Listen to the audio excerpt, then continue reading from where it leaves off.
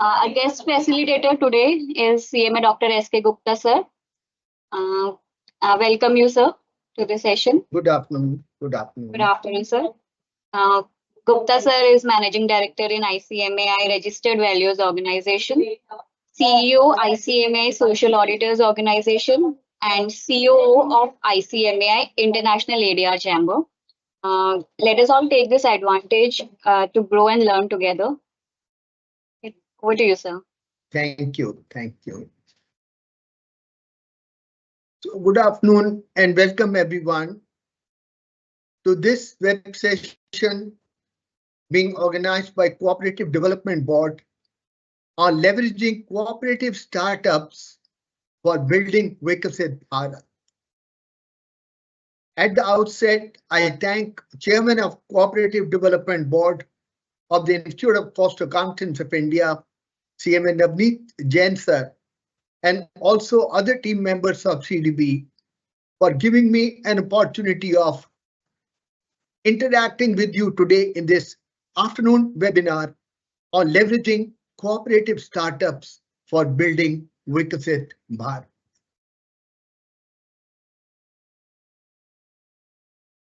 We all celebrated Azadi Ka Amrit Mahotsav on completion of 75 years of India's political independence. And it was but natural for all of us to take stock as to where are we as a nation after 75 years. And it's a matter of pride for all of us to know that today India is the 5th largest economy of the world in terms of GDP numbers. And at the same time, we are going to become the 3rd largest economy of the world within the next few years. And that's a great achievement because 75 years in the life of a nation is not too long a period. We have done significant progress in all fields and all sectors, including infrastructure, science and technology, education, manufacturing, services sector.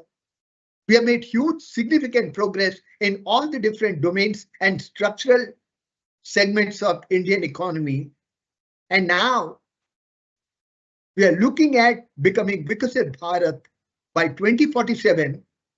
And the next 25 years, we are looking at Amrit Kal, culminating with completion of 100 years of India's political independence in 2047. And that's the milestone that we have kept for ourselves as a country.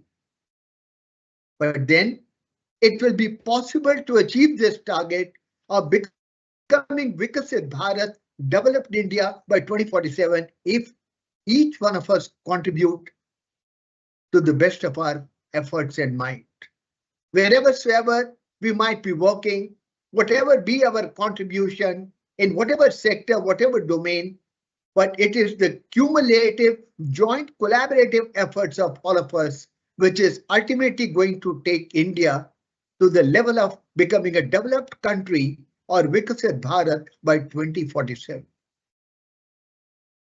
So we are today the 5th largest economy of the world, which is a very, very significant achievement by any standards. But at the same time, let's also not forget that we still have large majority of the population of the country in the poverty range, living below the poverty line. The per capita income is absolutely low. And in terms of becoming a developed country, we need to improve upon all these parameters. But end of the day, we are actually looking at developed economy or developing the country over the next 25 years by following the model of inclusive growth, by creating positive change in the quality of life of the people. That's what ultimately matters and not the GDP numbers. Of course, we understand there is a correlation between the GDP numbers and the per capita income and the quality of life of the people in the country. But then the ultimate objective is not only number crunching, but creating and making a positive change in the quality of life of the people is what we are looking at as a country. Now, India has quite a few very, very significant problems on hand as of now. We have problem of poverty. We have problem of inequitable distribution of national income or GDP. And we, of course, also have the problem of unemployed youth or unemployment.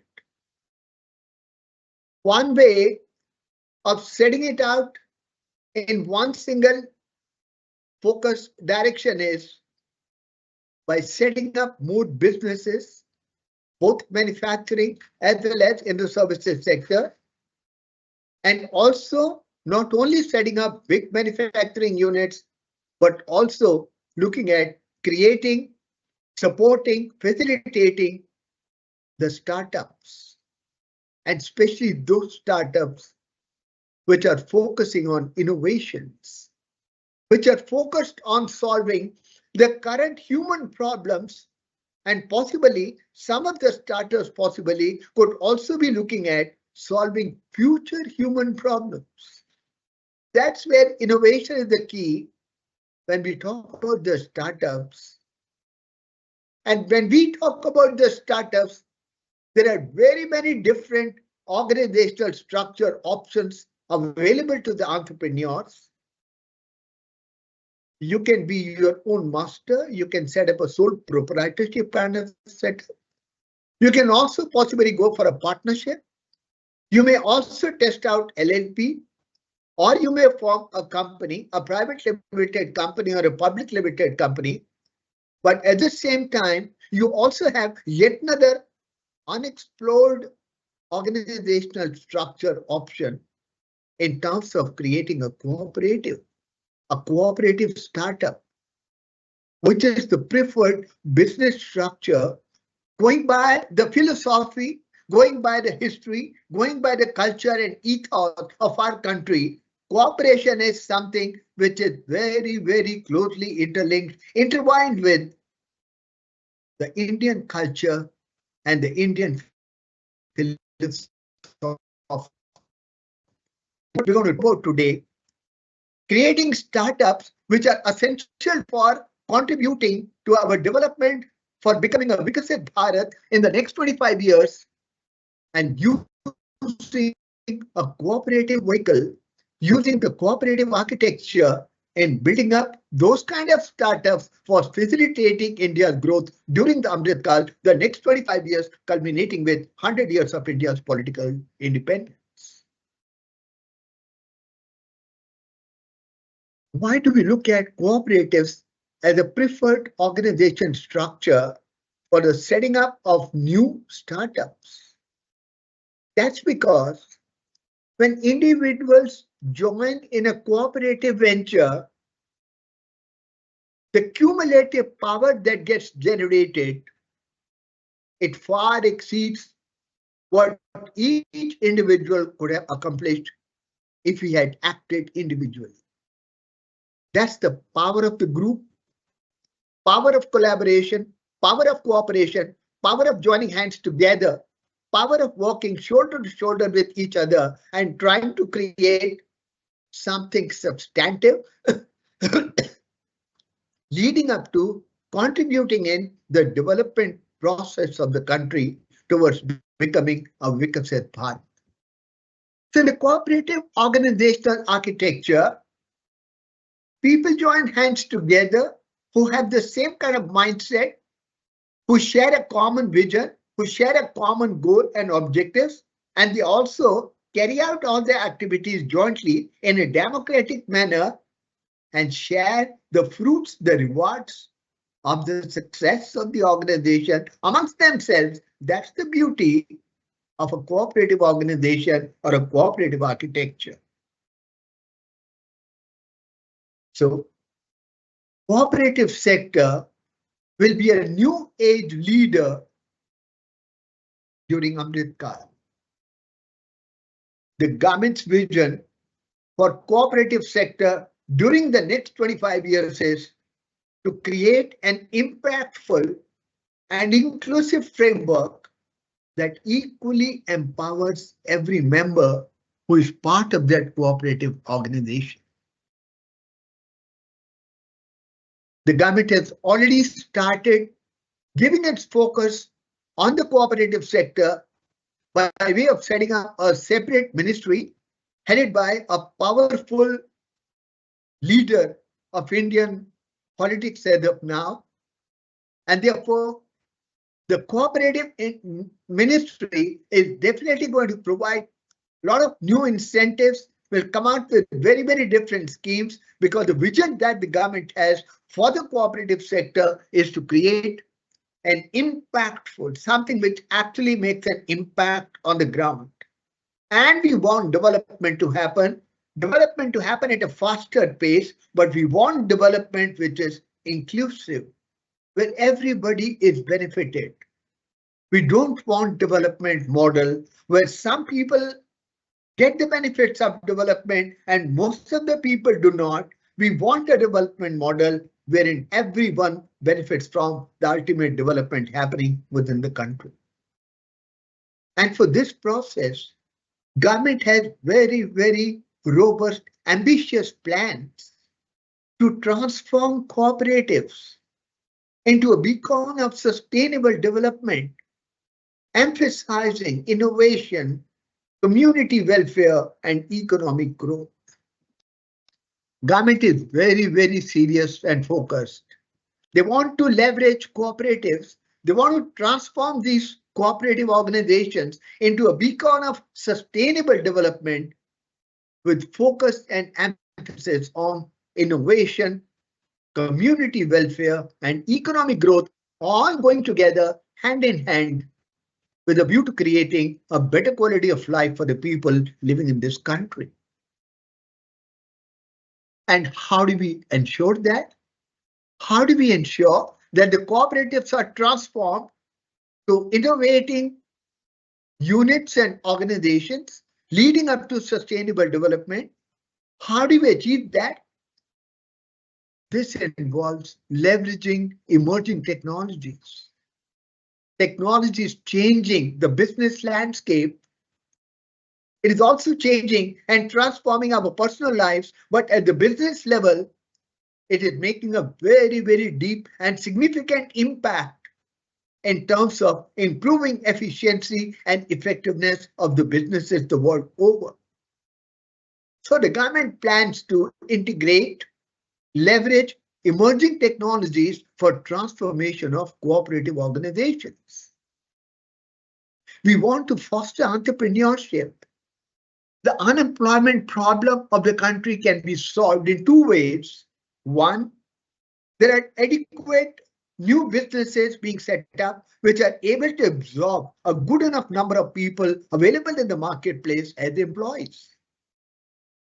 There's another route available for dealing with and tackling the unemployment problem, and that is promoting entrepreneurship. Let people start their own venture. Let people start their own startups. So instead of being a job seeker, they actually become a job provider. And that's where the government's entire focus is on fostering entrepreneurship within the country.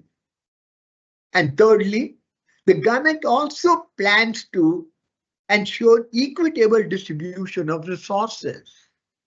We have a lot of resources within the country, but the problem is the distribution of resources is skewed.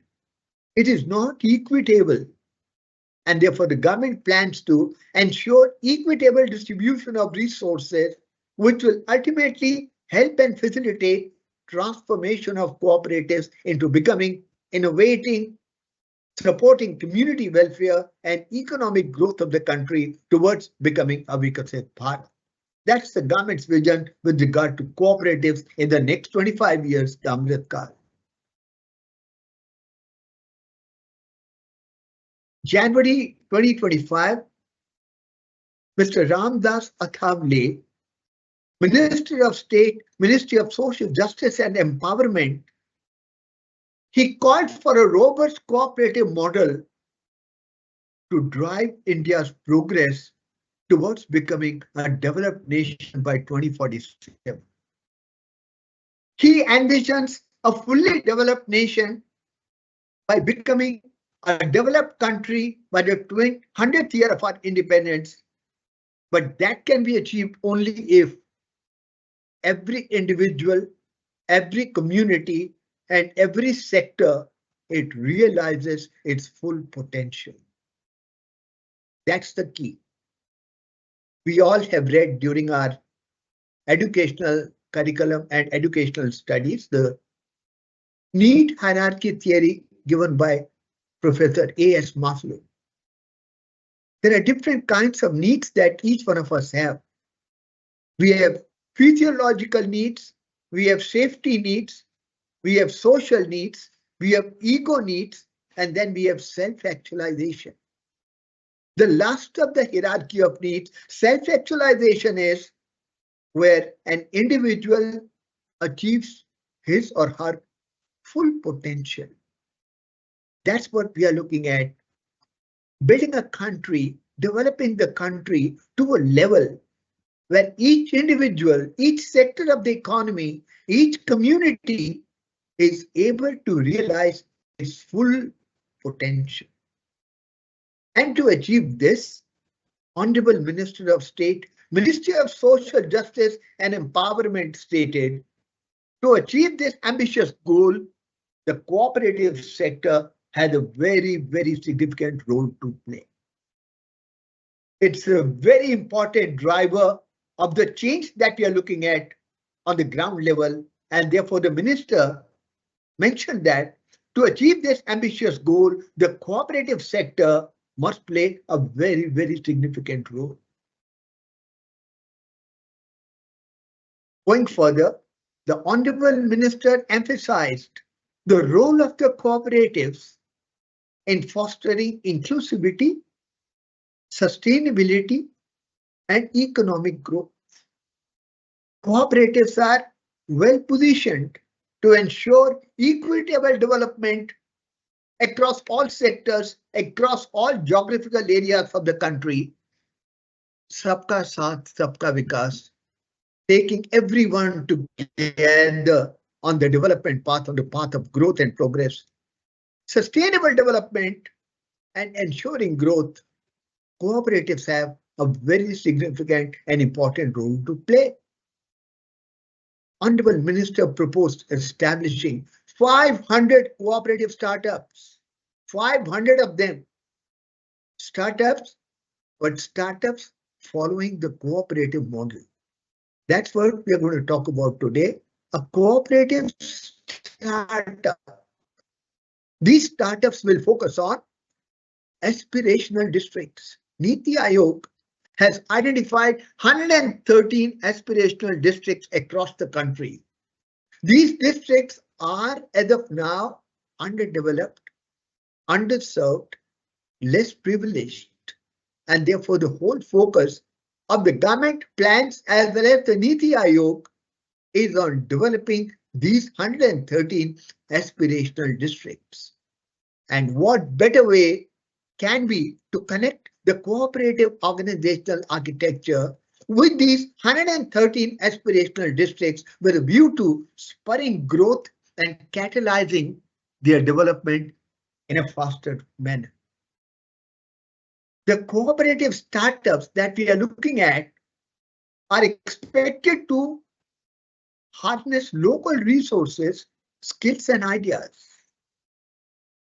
Don't look outside, look within. Look at the place, look at the geography where you are located. Check out what are the resources which are locally available, what are the skills which are locally available, and what are the areas of ideation, innovation.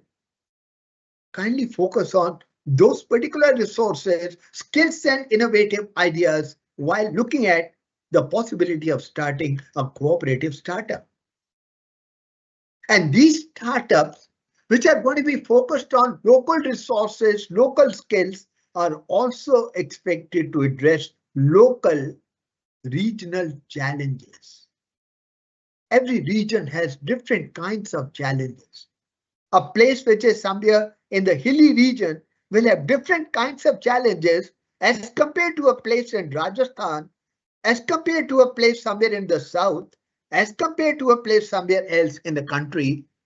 Every geographical area within the country is going to have different kinds of local or regional challenges, and therefore these cooperative startups are expected to look at, address, and provide solution for local regional challenges.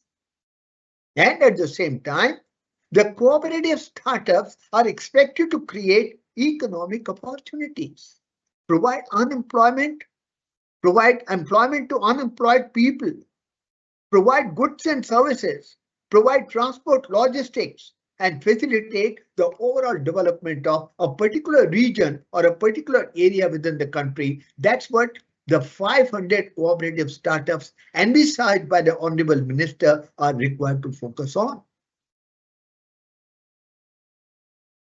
So the key initiative for the cooperative startups can be focus on local challenges.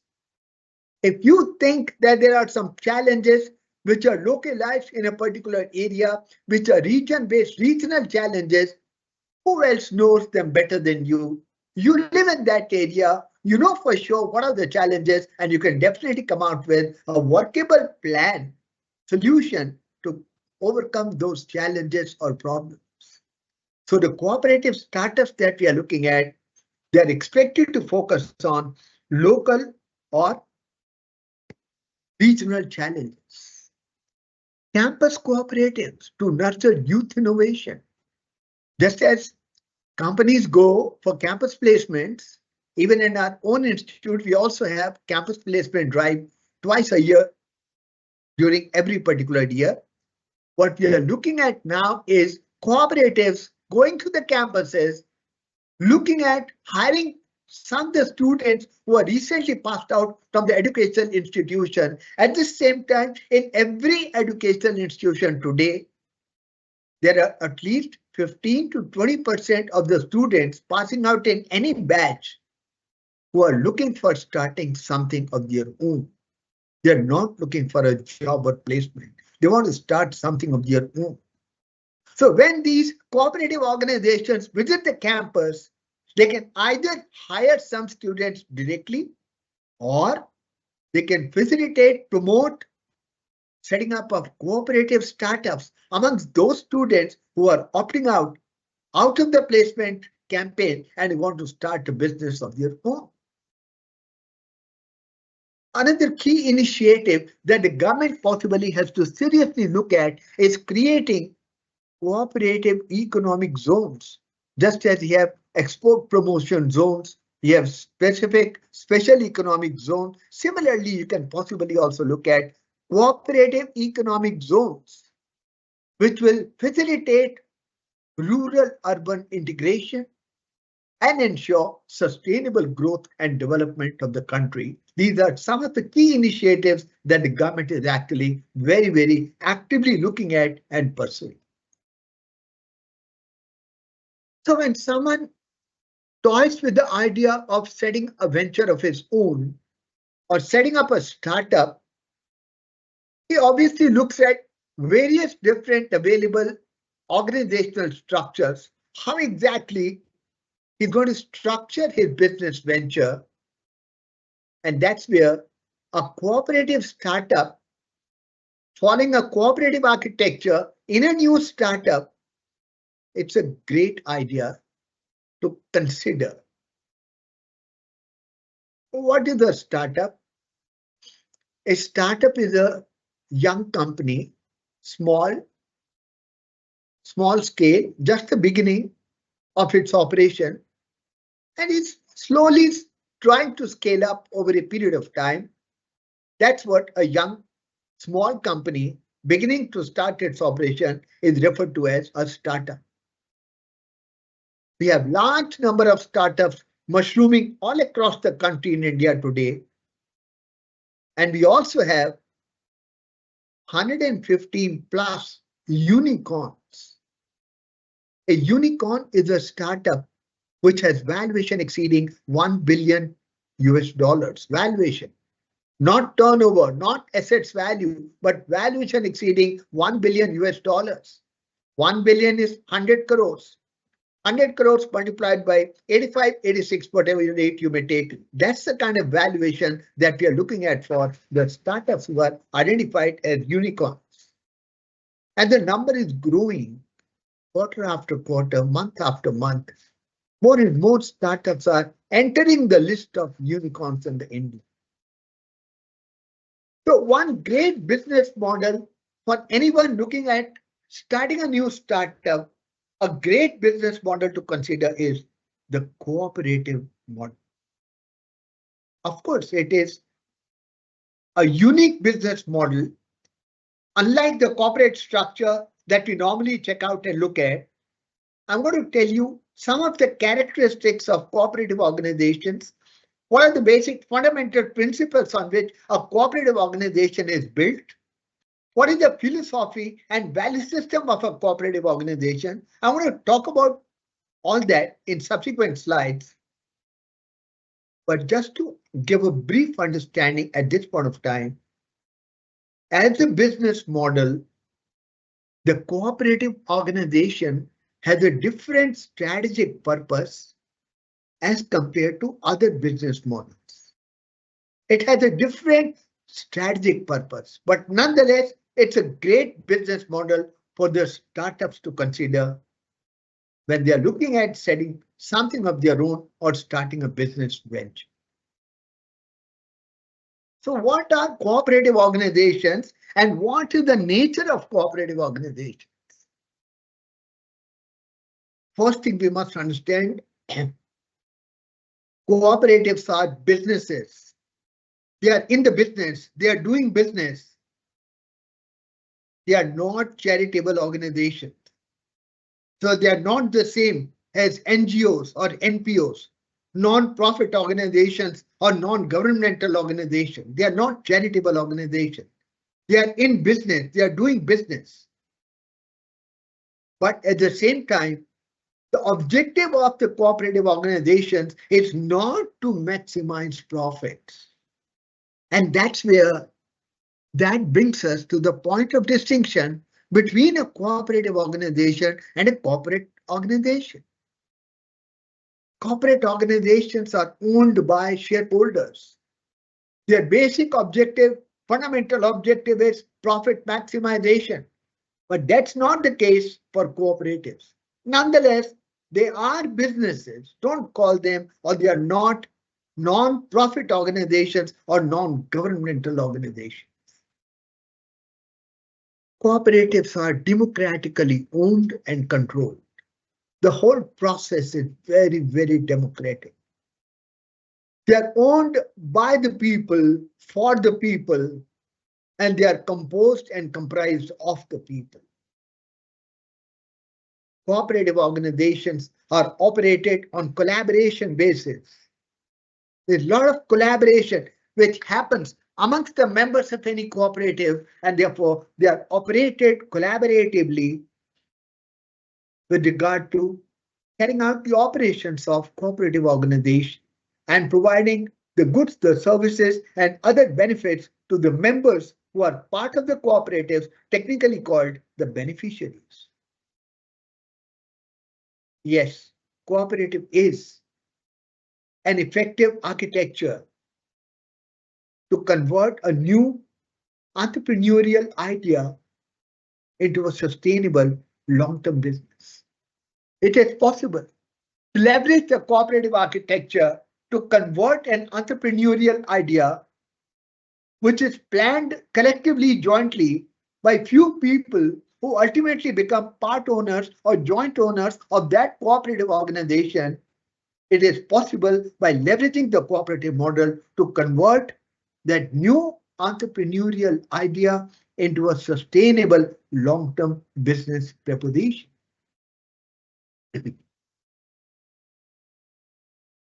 Let's look out. What are the fundamental cooperative principles on which the cooperative organizations rely and depend upon? One of the ways cooperatives are distinguished from other business structures is their adherence to some specific norms, principles, and values that pervade and reflect social, political, and business concerns of these cooperative organizations. The first universal principle for cooperatives is voluntary and open membership. Nobody is going to force you to become a member of a cooperative. It is only you who will decide voluntarily if you think it's going to be beneficial, if you think you're going to benefit by joining a particular cohort of people, group of people to form a cooperative organization, well, you may decide to join hands. The membership is voluntary as well as open. And who controls the cooperative organization? The cooperative organization is controlled by the members who compose and comprise the cooperative organization. The control process is very, very democratic. Unlike the voting power that shareholders have in a company based on proportion of share capital held by them, here, every member, howsoever money he may have contributed, has equal number of votes on any decision taken by a cooperative organization, and that's where the whole process of operating, running, and controlling the cooperative organization is very, very democratic. Member economic participation. Members of cooperative organization, they participate in every economic decision, in all aspects of the economic operations of the cooperative. All decisions are taken based upon joint collective wisdom, based upon democratic principles. And there's a lot of autonomy and independence in the functioning of the cooperative. Of course, you have to comply with certain statutes, certain laws, regulations of the central government, of the state government, and that's pretty common for all kinds of businesses. But otherwise, a cooperative organization is run by its members for the benefit of its members, and to that extent, there's a lot of autonomy and independence in the functioning of a cooperative organization. The world is changing, and the world is changing very, very significantly and rapidly.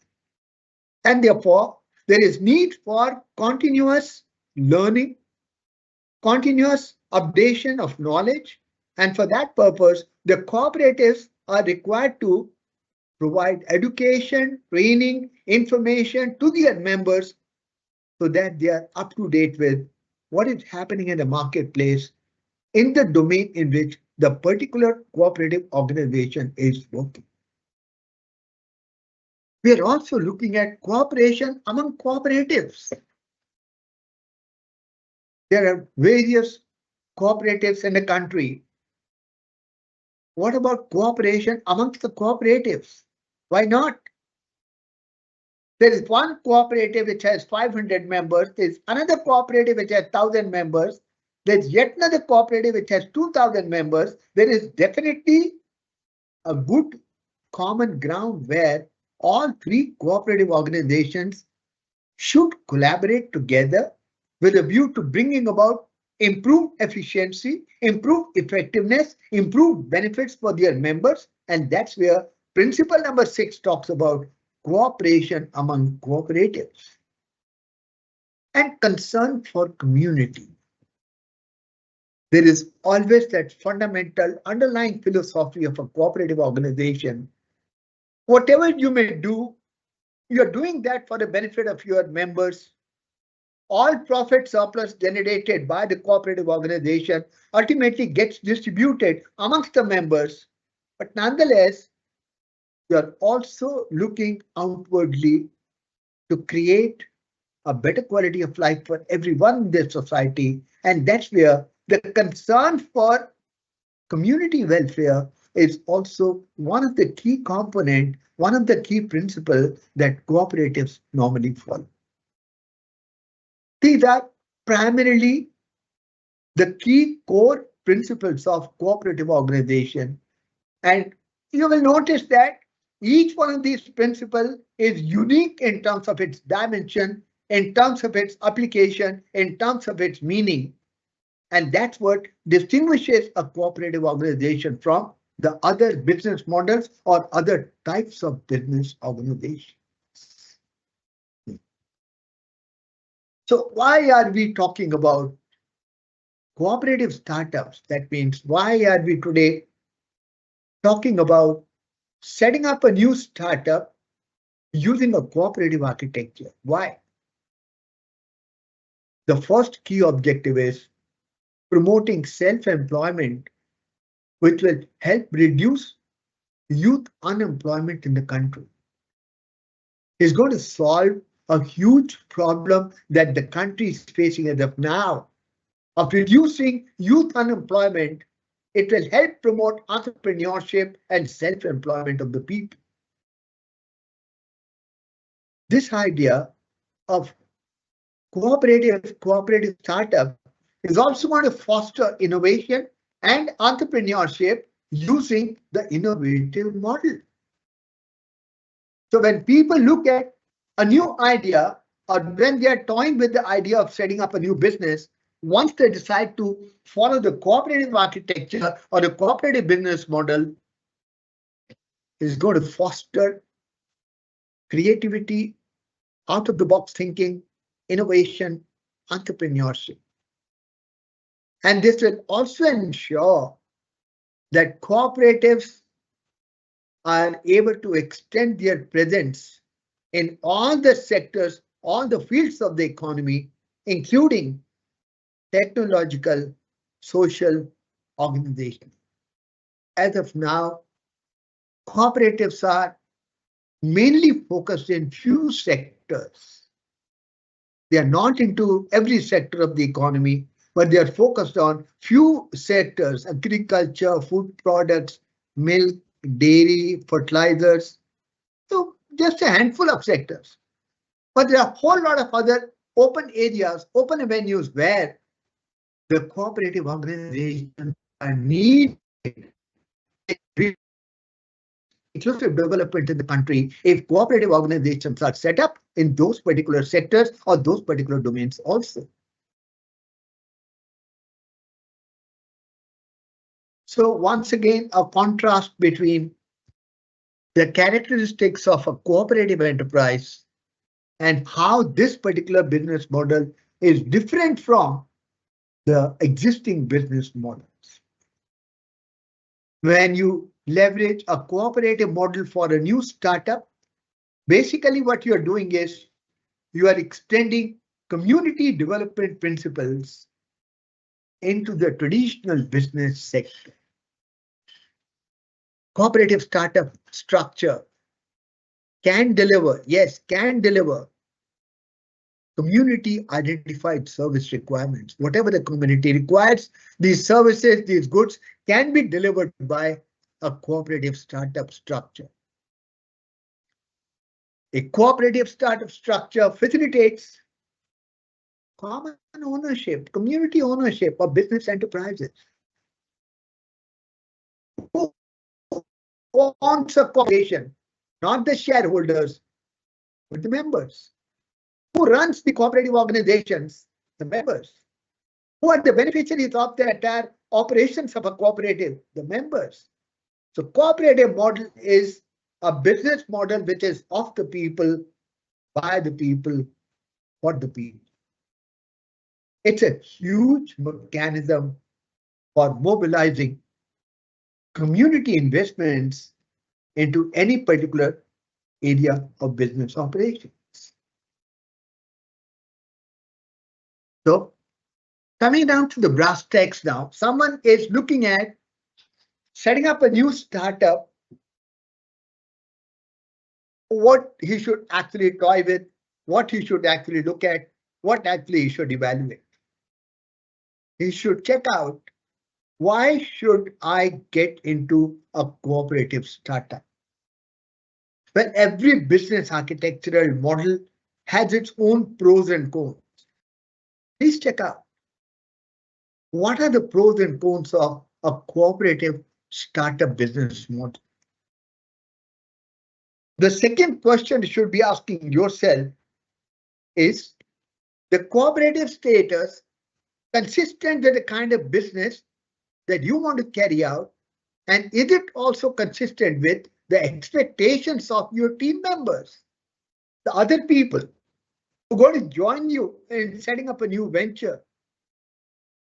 Let me tell you frankly, not all businesses would be amenable to a cooperative startup model, will not be suited. Some will be, some will not be.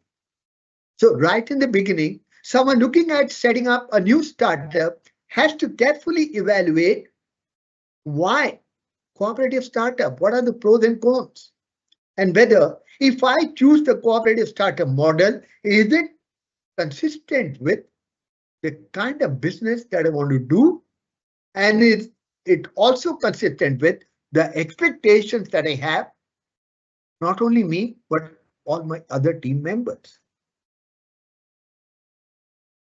I have to also carefully evaluate what are going to be the relationships amongst the different members of the cooperative in terms of roles and responsibilities. Who's going to handle what and how each one of them would be related to one another in the organizational hierarchy. What are the cooperative objectives? And what will it take to achieve them? How will you be able to reach to those objectives which possibly you may set for yourself at the start of the startup journey? Be clear about that. And last but not the least, be aware that cooperative is also a business like any other business. And therefore, it also involves a risk. Don't forget, cooperation or cooperative is also a business and it has its own risk dimension. It's not that there is no risk in a cooperative organization. Cooperative organizations also are affected, impacted by various kinds of risks. So, having looked at and got the complete information with regard to nature of cooperative organization, principles of cooperative organization, the pros and cons of setting up a cooperative startup, whether it is going to be consistent with your business idea and the expectation of the team members or not, and what are the inherent risks involved in starting a cooperative startup. Now, coming to the stage of where you have to actually choose a particular business model for your startup, and you're carefully evaluating using a cooperative startup architecture. How do you choose that? Choosing a cooperative structure. My take on that is choose a cooperative structure if you like the idea of pooling your money together with a group of other people to create a business. If you like this business idea of pooling your money along with other people, then definitely this is going to be very, very useful for you to evaluate the cooperative startup model. Choose a cooperative structure if you believe in joint ownership of resources, unity, strength. All of you who are going to become members of the cooperative organization are going to be working together for a common objective, for a common purpose, and they will share the benefits of that venture. If you think that you are a good team player, if you believe in the philosophy of setting up a jointly owned enterprise, you're willing to get involved in the business along with others, well, the cooperative startup model is for you.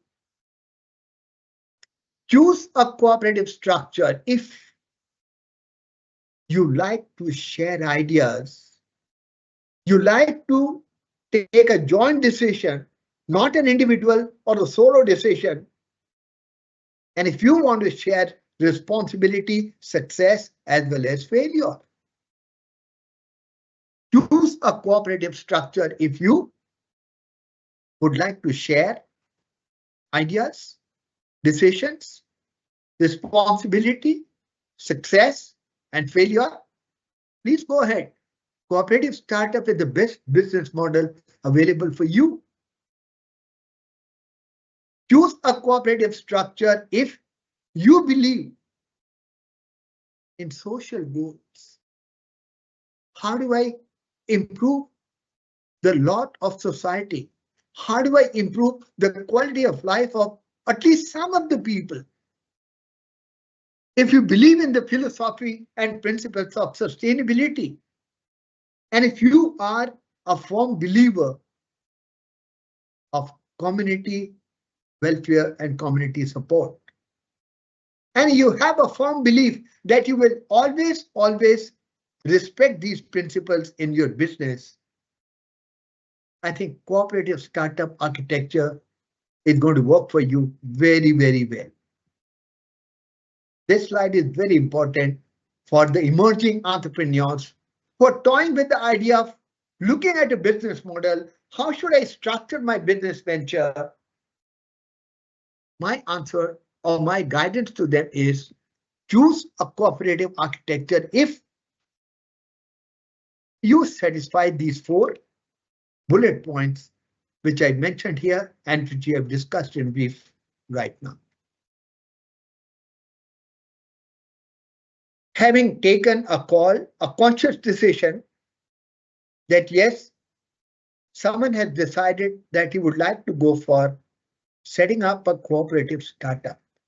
He's going to set up a startup based upon cooperative model. Then the next step is how to actually get down to the actual plan of setting up a cooperative startup.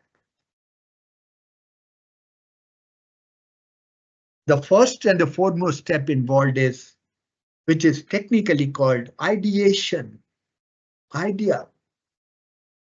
Before you decide to start up any new business, you have to have an idea. Idea is the starting point of any startup. Idea is nothing but a new way of solving a human problem, addressing a particular human need, or maybe simply exploiting a new emerging market opportunity. But there has to be an idea which ultimately gets converted into a practical action plan. And that's how you get a startup on the ground, and then it starts operating in a marketplace. But the whole process initially starts with the idea. In a pre-startup stage, even before you have actually started a new venture or set up a new startup, you have to identify a need. Is there a need for the kind of business that you want to set up in a marketplace? Have you done enough research? Have you got the results which actually support the idea of you setting up a new business in that particular domain? Please check out. Be careful. Don't rush. Don't hurry up. Take your time. And once you have been able to identify a need, then think of an idea.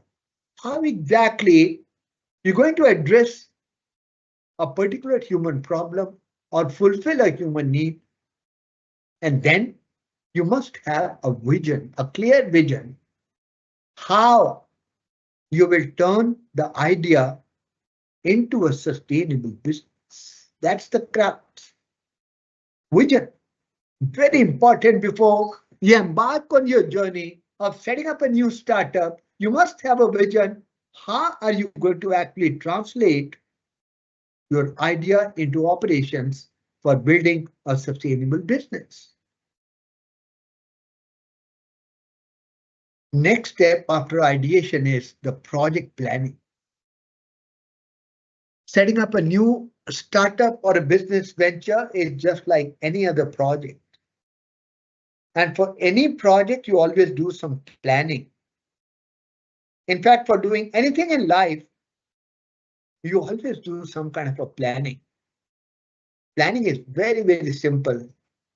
It is just asking yourself a few questions. Why, what, who, when? Why should I set up a new startup? What is the need? What is the problem that people are facing as of now, which your startup possibly is going to sort out? Why? The purpose of setting out a startup. What? What should be the architecture? What should be the action plan? What should be the vision and strategy of the startup that you're looking to create?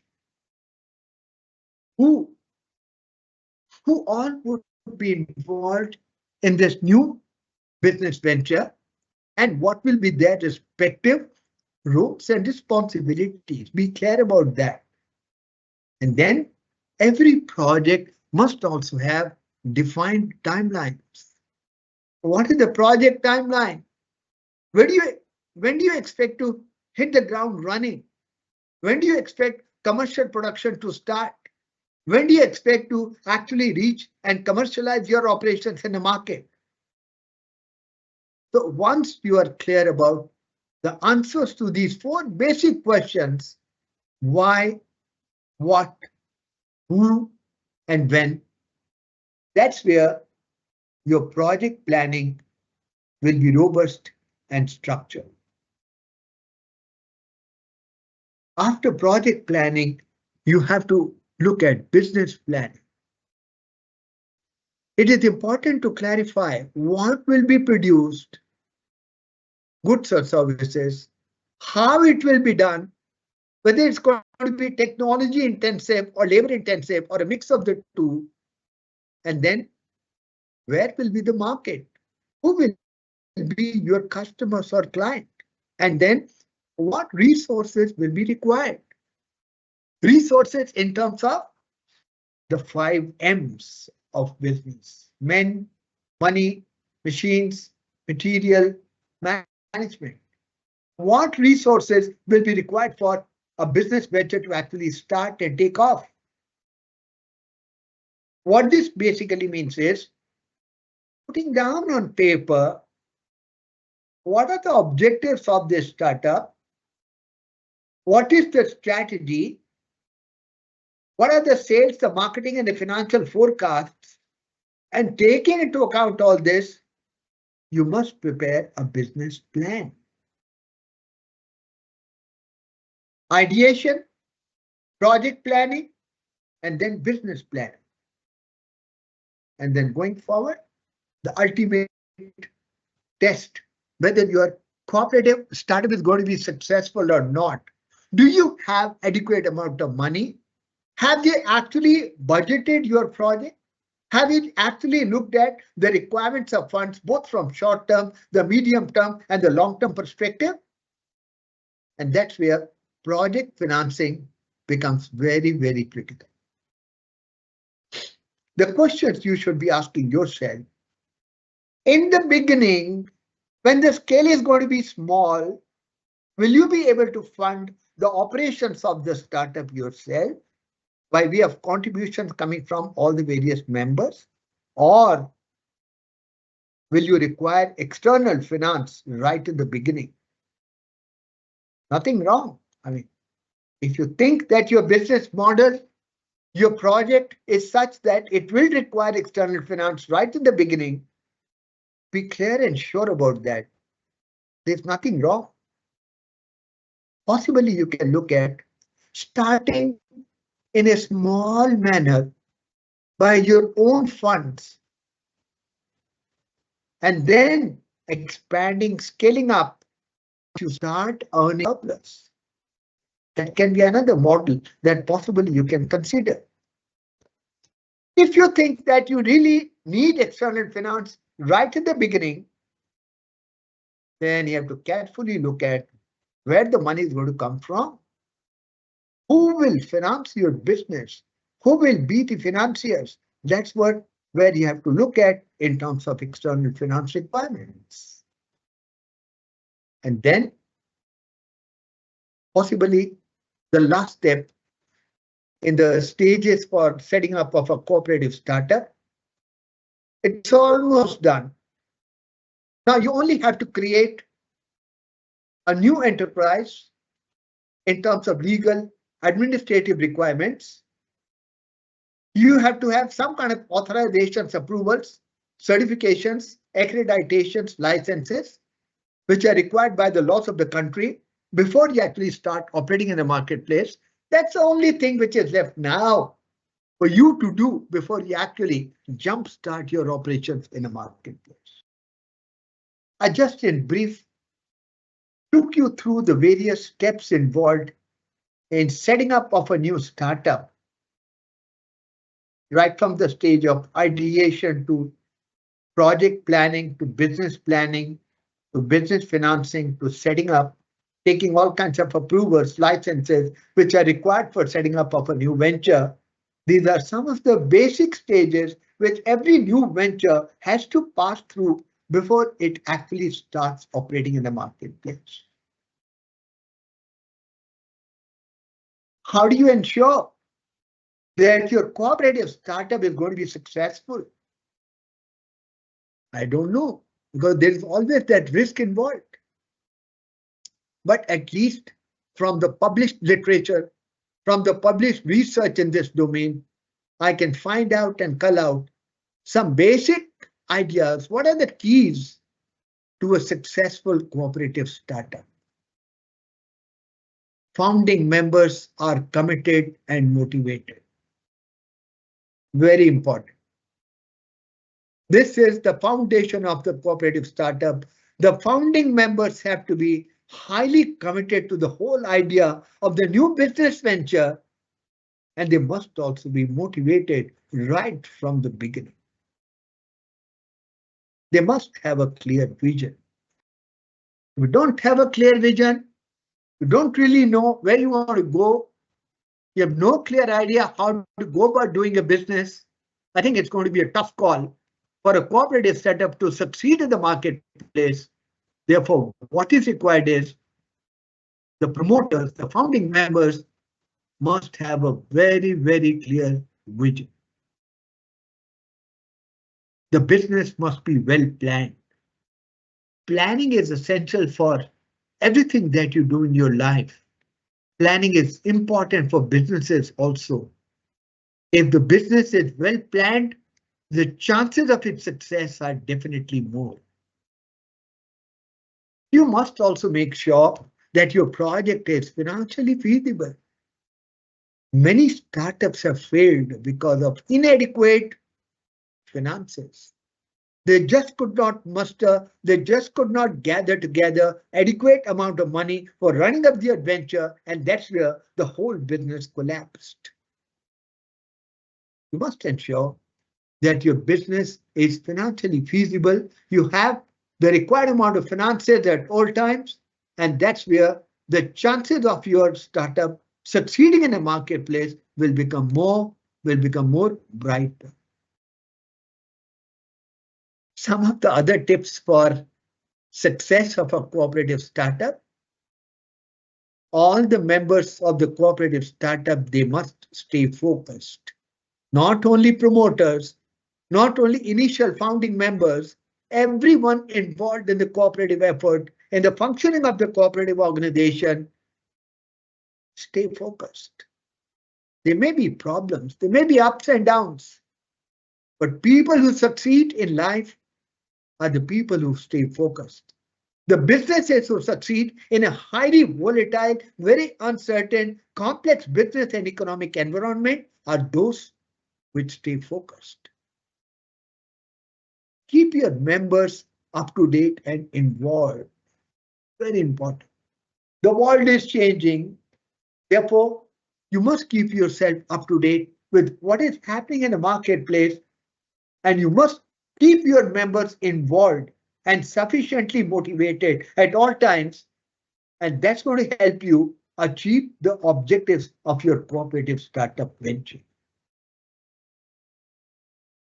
Every business sets some of the targets and goals, but your targets and goals must be realistic, achievable.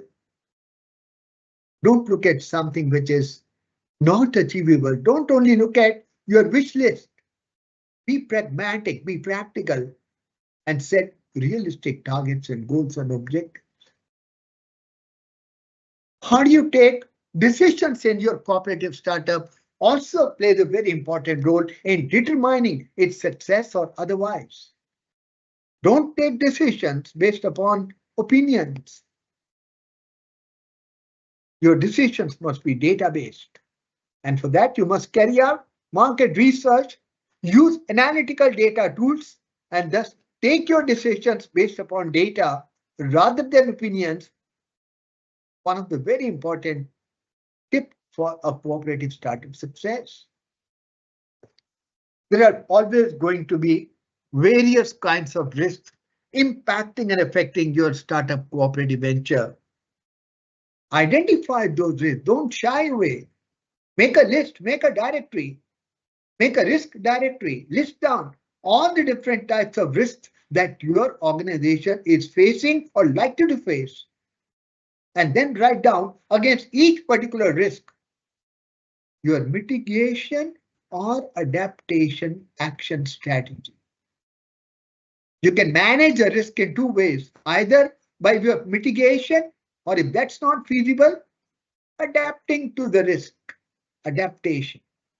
So you must have clear action strategies for every type of risk in terms of either mitigation or adaptation. The whole philosophy and concept of a cooperative venture is built on the edifice and pillar of trust. Trust amongst the members of the cooperative organization. And one way to create, instill an element of trust and to maintain that trust, one key element is open communication. Be transparent in communication amongst the various members regarding all aspects of the operations of the cooperative startup. Don't hide anything from anyone. That's going to help you foster a spirit of trust and team building and teamwork that will help you create a successful business venture. Another important tip for a cooperative startup success is to keep a budget aside every year for training and upskilling. Because the business and economic environment is changing, you can't rely on the knowledge, the skills that your members have, which they acquired 10 years back, 15 years back, 5 years back. You need to unlearn, you need to relearn, you need to upskill all the time in this hypersensitive, hyper-complex business and economic environment. And that's a one sure recipe for success of a cooperative startup. And the funding is the core. If you don't have the required amount of funds with you, howsoever good your idea may be, howsoever good your intentions may be, the business possibly may not take off. Ensure that you have the right amount of funding available for carrying out operations of your business in a smooth manner. These are some of the tips for the success of a cooperative startup that I thought I'll share it with you. What is that the government is doing and what is happening in the macroeconomic environment in terms of facilitation of the cooperatives development in the country. There is an organization, NFCD, which is National Cooperative Construction and Development Federation of India. The key objectives of NFCD are to promote and develop cooperatives in various sectors: construction, development, mining, excavation, and more. Besides agriculture, food processing, where we already have large number of cooperative setups, NFCD is looking at promoting and developing cooperatives in various new emerging sectors of economy: construction, development, mining, excavation, and many more. NFCD aims to create an ecosystem, ever evolving ecosystem for startups and entrepreneurs who are wanting to use and leverage the cooperative model for setting up a new business venture in a marketplace. So NFCD helps the cooperative startups by providing to them expert guidance. There are experts who are associated with NFCD. They are there to mentor you. They are industry veterans, and you can then learn from their insights and experience. One of the key benefit and the key support that NFCD provides to new entrepreneurs who are wanting to enter into the cooperative startup area is to provide expert guidance, mentoring by people who have spent a lot of years in industry and cooperative organizations. And mind you, the support that NFCD provides to you is a tailored, specific support. It's not generic. You go to them, you talk to their officers, they will connect you with someone who has experience in your area of work. You can put up your specific area of concern, your problems, and they will try to provide you tailored support for all your specific needs and goals. NFCD is also managing an innovation hub where you can connect with other entrepreneurs, other innovators, investors, stakeholders in the startup community. It's a great place where you can network with people who really matter for you in terms of your new cooperative startup venture. NFCD also organizes various events and workshops from time to time, which is a great opportunity to learn, update your knowledge, and also to network with people and thus enhance your skills and knowledge in the particular domain. So NFCD is doing a lot of work in facilitating cooperative startups to be created, built up by providing expert guidance, by providing specific support, by leveraging innovation hubs, and by organizing various events and workshops throughout the year, facilitating networking amongst the people who are looking at creating a new venture. NFCD also helps you in access to funding. They can guide you what are the various funding options for scaling up your business. You can choose which suits you best, but then you talk to them and they're going to tell you and come out with various ideas, various funding options, which possibly can be leveraged for your business venture as well. That was NFCD. Now the government. Government launches credit scheme for cooperative startups, which aims to provide cheaper loans to startups in the cooperative sector for projects costing up to rupees 3 crores. If the new cooperative startup venture requires funding of 4 crores, this scheme is not going to help them. This is for innovative projects up to a cap of rupees 3 crores. The Cooperative Enterprise Support and Innovation Scheme is being implemented by the government through NCDC, National Cooperative Development Corporation, and it will be linked to Cooperative Startup and Innovation Fund that has an annual corpus of 100 crores. Not a very big amount, but at the same time, annual corpus of 100 crores is definitely going to create a solid base of new cooperative startups mushrooming, coming up, being nurtured in the startup ecosystem.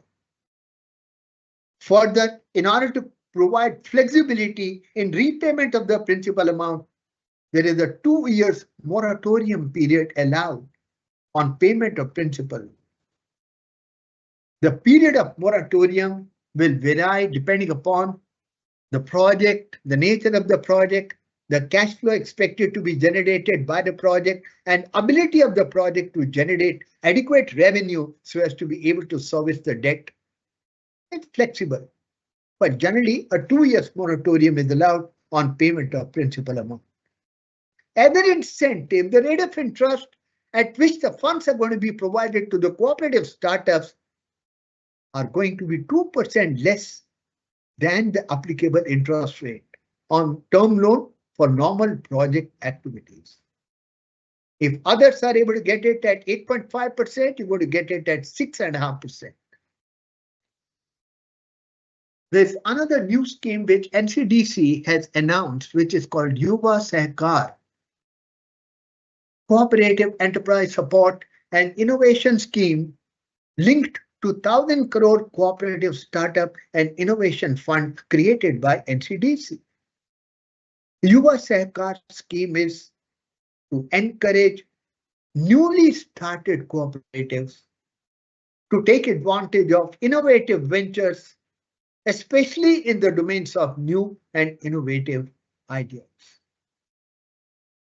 The dedicated fund has various liberal features enabling youth to avail the particular scheme. Yuva Sahkar. Yuva Sahkar has incentives for cooperatives, especially from the Northeast region. The distribution of cooperatives within the country is not uniform. In some of the states, we have large number of cooperatives. In some of the states of the country, we have very, very less number of cooperatives. Northeast has very less number of cooperatives. So there is an incentive scheme for new cooperative ventures to be set up in a northeastern region or 113 aspirational districts or cooperatives managed by women or SC/ST members. There are some special incentives available. How much funding will you get for your project? You may get funding equal to up to 80% of the project cost. In special categories, Northeast, aspirational districts, women, SC/ST, in normal case, the funding will be 70% of the project cost. But for special reasons, the funding support can go up to 80% of the project cost.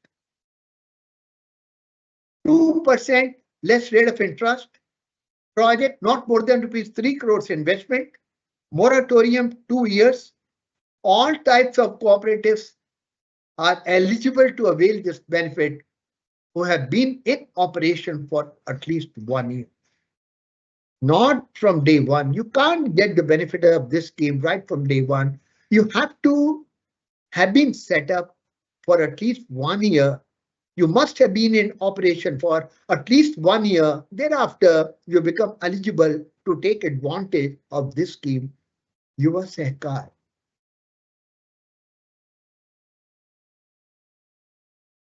Government Department, DPIIT, which looks after facilitating the startups in the country, has come out with various kinds of incentives, but unfortunately, as of now, cooperatives are not included in the definition of startup by DPIIT. That's what Cooperative Development Board of the Institute of Cost Accountants of India has taken it up with the government to include cooperatives in the startup category, include cooperatives in the definition of the startup so that they are also able to take the various benefits, incentives, advantages which are offered by DPIIT for setting up of new ventures or new startups in the country. Entrepreneurs, many people in every educational institution, the batch of students coming out, passing out in a particular year, there are almost approximately about 10, 15, 20% of students who say they are not looking for campus placement. They want to become entrepreneurs. And the trend is growing. Entrepreneurs, be a part of India's growth story. India is looking up to you, facilitating your business venture, with an objective of creating a Viksit Bharat by 2047. Entrepreneurs, be a part of India's growth story. Initiate a cooperative startup. Why? For an inclusive and sustainable economic.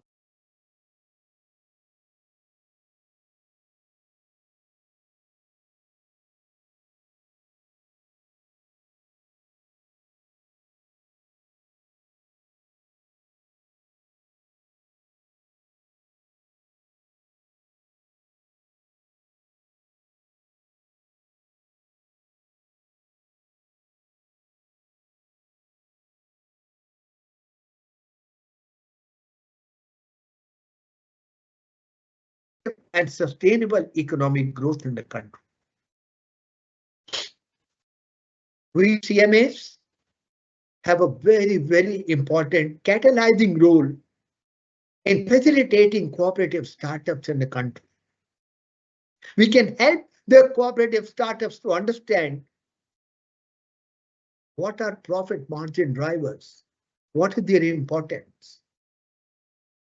We can guide the cooperative startups how to maximize profitability and how to appropriately price your products, how to control expenses to boost the profit margins, how to analyze the impact of profit arising out of change in product mix, how to identify profitable market segments and customer segments. We all know not all market segments, not all customer segments are equally profitable. Some are more profitable as compared to others. Some customer segments, some market segments may actually be loss-making segments. But of course, we always look at cross-selling and things like that with a view to arriving at some kind of a basket of products, basket of customers, basket of market segments with a view to kind of getting out of the negative zone and building a reasonably decent ROI. How to evaluate competition, what impact does it have, can it have on the profit margins? How to streamline your processes to improve profitability? How to utilize KPIs, key performance indicators, key financial metrics to monitor profit margin driver. That's where we CMAs have a huge role to play in facilitating development of the cooperative startups in the country. We can really guide the cooperative sector, already those cooperatives which are already running, as well as those ventures which are on the verge of being set up, the new cooperative startups. CMAs can very effectively facilitate the cooperative startups and catalyze their performance in the marketplace. The essence of cooperation, the underlying philosophy of cooperative organizations is coming together is the beginning, keeping together is the progress, working together is success. And that's the key underlying philosophy on which the cooperative organizations function. The cooperative model is built up, and this is a great new idea, great new alternate structure to carefully look at when you're looking at building and setting up a new setup or a new startup. Please consider cooperative startups which can really play a very, very catalytic leveraging role in building Viksit Bharat during the Amrit Kal. In the next 100 years' time, India should become highly, highly developed based upon the growth propelled by the emerging cooperative startups in the marketplace. Thank you so much. That's where I close my formal presentation. I shall be pleased to interact with you and answer some of the questions if you may have. The house is now open for interaction. Sir, there is one question. Tell me. By Samir Kumar Datta, whether this discussion is equally valid for individual startups. Yes, please. Absolutely. This session is equally applicable and valid for individual startup also, but only difference is that here I try to relate it and strike a connect between the cooperative business model and the individual startup. That's the only difference, but otherwise the common steps involved in setting up a new startup, I told you ideation, then project planning, business planning, project financing, everything is common. Whenever you decide to set up a new business, all these stages have to be gone through. For sure, you are right. These steps and this presentation is equally relevant and valid for individual startup also. Thank you. There is one more question. Among sectors currently showing fastest progress like e-commerce, healthcare, media, real estate, agri-tech, etc., where do you think cooperative startups would be able to effectively contribute for Viksit or Develop Bharat? Everywhere, because when we are looking at India becoming a mature economy or India becoming a developed economy, we are looking at spurring the growth in all sectors of economy, all sectors, without specifically mentioning about one or any individual sector. We're looking at e-commerce, we're looking at health, we're looking at agriculture, we're looking at manufacturing. The basic idea that I wanted to share with you today through this presentation was, and for this we need a lot of startups. And when people think about a startup, the idea which I tried to generate through this presentation today afternoon was consider a cooperative model for your startup, because that's what has a huge power of bringing about equitable, sustainable development that we are looking at. Please consider a cooperative startup model while looking at your new business venture, but business ventures are required in all domains, all sectors. In all sectors, cooperative startups are needed. Ashwini Agarwal wants to know how these measures will help the practicing CMAs in small cities. Small or big, the cooperatives are mushrooming all over. There are over 8 lakh cooperatives operating within India.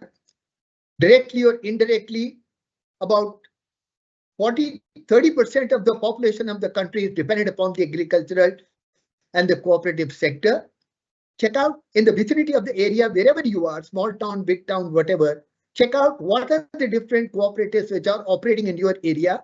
Try to establish, connect with them, try to get connected with them somehow, and then offer your services. From the last one slide which I showed to you, what are the different areas where CMAs can provide a very important, significant service to the cooperative sector.